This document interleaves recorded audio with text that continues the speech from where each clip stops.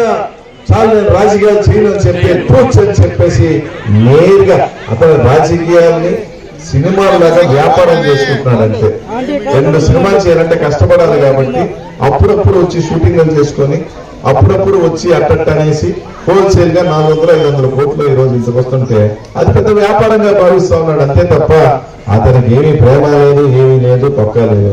ముఖ్యమంత్రి కావాలనుకున్నాడు ఎవడైనా 40-50 సీట్లైనా తీసుకుంటాడు. కనీసం 24 సీట్లు, 24 కనీసం.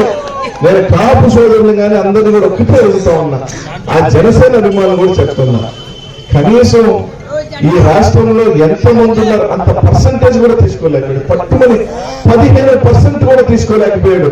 13.5% తీసుకున్నాడు 100%. ఆ పరిస్థితిలో అతను ఉంది. జగన్మోహన్ అనేది తుక్కుతా అట్లేస్తా